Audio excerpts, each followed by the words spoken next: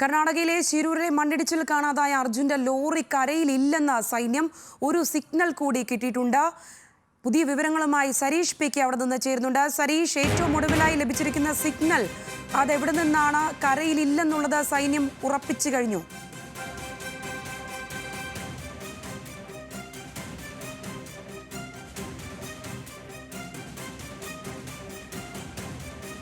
സരീഷ്, കേൾക്കാമെന്ന് വിചാരിക്കുകയാണ്. സരീഷ്, ഈ അർജുന്റെ ലോറി കരയിലില്ലെന്ന സൈന്യം പൂർണ്ണമായും ഉറപ്പിച്ചോ?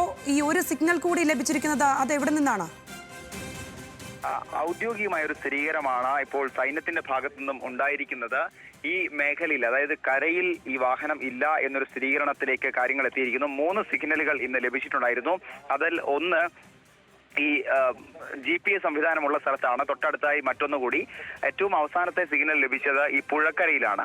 ആ പുഴക്കരയിൽ ആദ്യത്തെ മണിക്കൂറുകളിൽ തന്നെ സിഗ്നൽ ലഭിച്ചിരുന്നു. അതിന്റെ അടിസ്ഥാനത്തിൽ അവിടെ മണ്ണ് നീക്കിയുള്ള പരിശോധനകളും ആരംഭിച്ചു. ഏതാണ്ട് ഇപ്പോൾ പൂർത്തിയായി എന്നാണ് മനസ്സിലാക്കുന്നത്.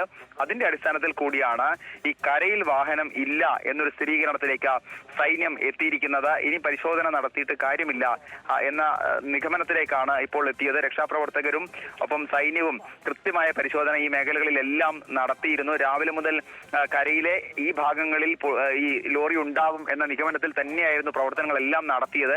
പക്ഷേ കരയുടെ ഇടതുഭാഗത്തും വലതുഭാഗത്തും നടത്തിയ പരിശോധനയിൽ, മണ്ണ് മാറ്റിയുള്ള പരിശോധനയിൽ ഇതുവരെ ലോറി കണ്ടെത്താനായിട്ടില്ല. ഇനി ഏതാനും ചില സ്ഥലങ്ങളിൽ നേരിയ മണ്ണ് മാത്രമേ, അല്ലെങ്കിൽ ഒരു വാഹനം മൂടാനുള്ള മണ്ണ് എന്തായാലും ഈ ഭാഗങ്ങളിലൊന്നും ഇല്ല എന്നുള്ളതാണ് ഇപ്പോൾ സൈന്യം പറയുന്നത്. അതുകൊണ്ട് തന്നെ കരയിൽ എന്തായാലും ഈ വാഹനം ഉണ്ടാവാനുള്ള സാധ്യത ഇല്ല എന്ന് ഉറപ്പിച്ചു പറയുകയാണ് സൈന്യം. അതിന്റെ ഭാഗമായി തന്നെയാണ് ഇത്തരത്തിലൊരു സ്ഥിരീകരണം വന്നത്.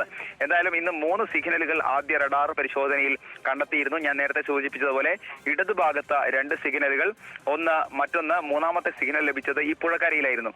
ആദ്യം ഇടതുഭാഗത്ത് നേരത്തെ GPS ട്രാക്കറും മൊബൈൽ സിഗ്നലും എല്ലാം ലഭിച്ച, വാഹനം പാർക്ക് ചെയ്യാൻ സൗകര്യമുണ്ട് എന്ന് പറഞ്ഞ അതേ ഭാഗത്തു നിന്നായിരുന്നു ആദ്യ സിഗ്നൽ ലഭിച്ചത്. ആ സ്ഥലത്ത് നടത്തിയ പരിശോധന അവിടെ ലോറി ഇല്ല എന്ന സ്ഥിരീകരണം വരുന്നു. അതിനുശേഷമാണ് ഈ പുഴക്കരയിലേക്ക് മാറിയത്. പുഴക്കരയിലെ പരിശോധന ഉച്ചയ്ക്ക് ശേഷമാണ് ആരംഭിച്ചത്. ആ ഉച്ചയ്ക്ക് ശേഷം നടത്തിയ പരിശോധനയിലും അത്തരത്തിലൊരു വാഹനം അവിടെ കണ്ടെത്താനായിട്ടില്ല എന്നുള്ള സ്ഥിരീകരണം ഇപ്പോൾ വരുന്നു. അപ്പോൾ കരയിൽ ഇനി ആ വാഹനങ്ങളൊന്നും, അല്ലെങ്കിൽ കരയിൽ ഇനി ലോറി ഇല്ല എന്ന സ്ഥിരീകരണത്തിലേക്ക് ഔദ്യോഗികമായി സൈന്യം, നേരത്തെ തന്നെ റവന്യൂ വകുപ്പും റവന്യൂ മന്ത്രിയുമെല്ലാം ഈ കാര്യങ്ങൾ പറഞ്ഞിരുന്നു. പക്ഷേ ബന്ധുക്കളുടെയും ഒപ്പം തന്നെ രക്ഷാപ്രവർത്തകരുടെയും ഒരു സംശയം, അല്ലെങ്കിൽ നിഗമനം ഈ മേഖലയിൽ ഉണ്ടാകും എന്നുള്ളതായിരുന്നു. അതിന്റെ അടിസ്ഥാനത്തിൽ കൂടിയായിരുന്നു ഈ പരിശോധനയെല്ലാം നടത്തിയത്.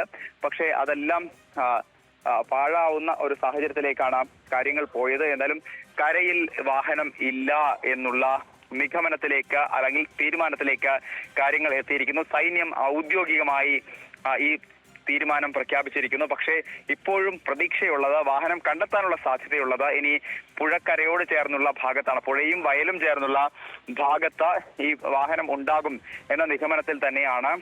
പക്ഷേ അപ്പോഴും ചില ആശങ്കപ്പെടുത്തുന്ന സാഹചര്യങ്ങളുണ്ട്. കാരണം പുഴയും കരയും ചേർന്ന സ്ഥലത്ത് മണ്ണ് ഈ വാഹനത്തിന് മുകളിലുണ്ടാവും. ശരി സരീഷ്, അങ്ങനെ ആദ്യം മുതൽ കുടുംബവും ഒപ്പം തന്നെ ലോറി ഉടമയും അങ്ങനെ എല്ലാവരും പ്രതീക്ഷിച്ചതായിരുന്നു അർജുന്റെ ലോറി അവിടെ തന്നെ ഉണ്ടാകും. ആ ഒരു കേർവായിട്ടുള്ള ഭാഗം പ്രത്യേകമായി പറഞ്ഞിരുന്നു. അവിടെയായിരുന്നു അവസാനത്തെ പ്രതീക്ഷ. എന്താണെങ്കിലും കരയിലില്ലെന്ന് ഇപ്പോൾ സൈന്യം ഔദ്യോഗികമായി പറഞ്ഞിരിക്കുകയാണ്. ഒരു സിഗ്നൽ കൂടി എന്താണെങ്കിലും ലഭിച്ചിട്ടുണ്ട്. പുഴയ്ക്കും കരയ്ക്കും ഇടയിലുള്ള ആ ചതുപ്പായ പ്രദേശത്തായിരിക്കും ഇനിയുള്ള തിരച്ചിൽ തുടരുക. സരീഷായിരുന്നു വിവരങ്ങൾ നൽകിയത്.